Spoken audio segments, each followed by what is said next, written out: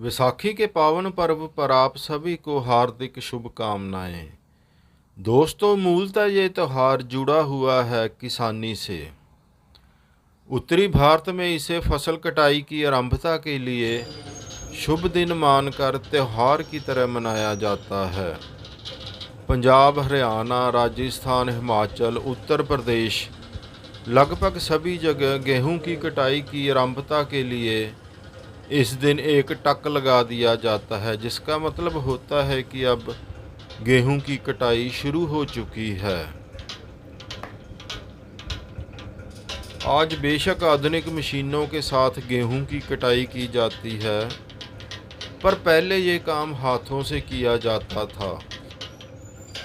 घरों में अन्न धन की आवक शुरू होने का त्यौहार आते ही मन झूमने नाचने के लिए हिलोरे पैदा करने लगता था।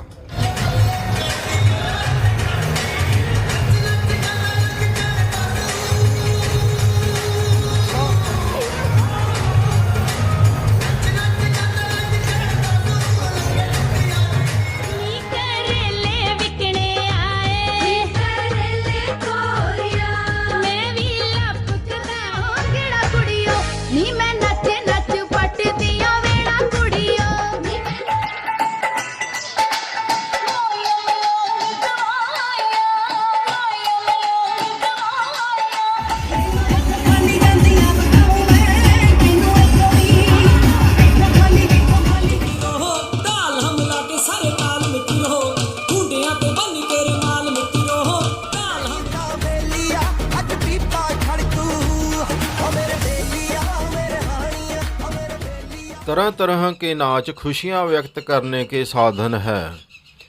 13 अप्रैल 1699 ईस्वी को इसी दिन एक योद्धा कौम का उदय हुआ था। वैरी खंगे ता उड़ा दिए तुक्कियां जी, तुहाडे हुक्मां दे बंदियां शहनशाहो, रखिए फिक्रा कदे ना उठिए जी। इसी दिन सिखों के 10वें गुरु गुरु गोबिंद सिंह जी ने खालसा पंथ की स्थापना की थी।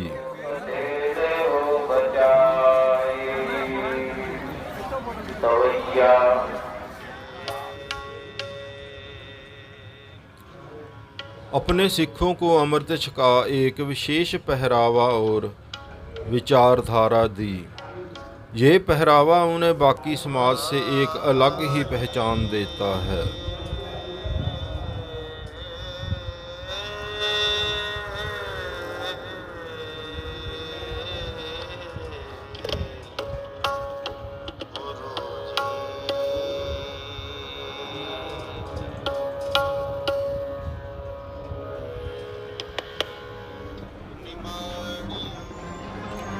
उस समय विदेशी अब्राहमिक आक्रांताओं के जुल्म की इंतहा हो चुकी थी।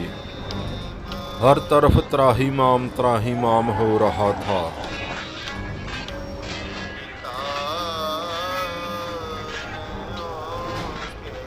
लोगों के लिए अपने धर्म का पालन करना लगभग असंभव ही हो चुका था। तभी पंजाब के अनंतपुर साहब में इन जुल्मों के खिलाफ एक उम्मीद की शम्मा रोशन हुई।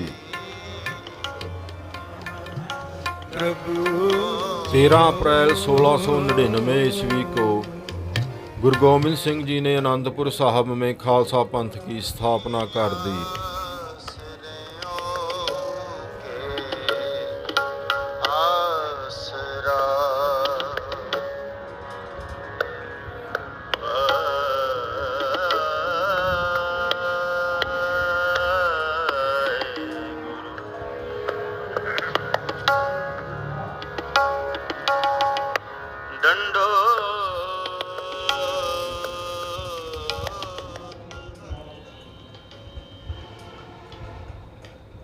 तब से सिख बड़ी संख्या में बैसाखी मनाने आनंदपुर साहब पहुंचते हैं।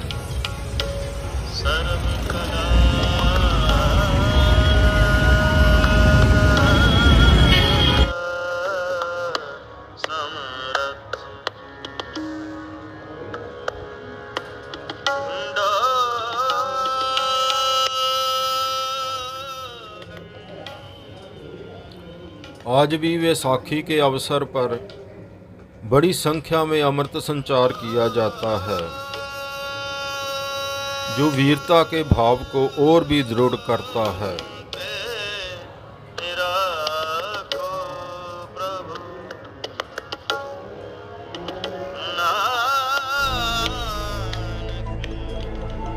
गुरु गोविंद सिंह जी की बख्शी हुई तलवार मजलूमों मासूमों की रक्षा के लिए थी। बीते समय के कुछ अपवादों के बाद भी समाज गुरुओं के बख्शे बाणे और बाणी के प्रति पूर्णतः सम्मान रखता है।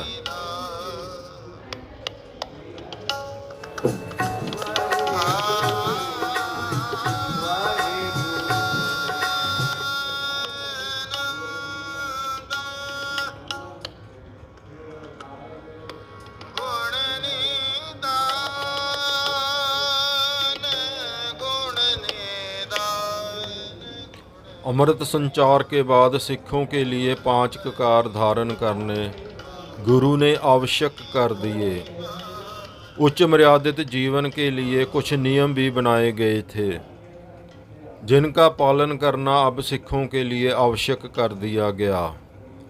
कुछ मनाहियाँ भी थी, जिन्हें वज्र कहते भी कहा जाता है। इनसे बचने का हुक्म था। इनका पालन करते हुए सिख गुरुओं के सच्चे योद्धे के रूप में उभरे।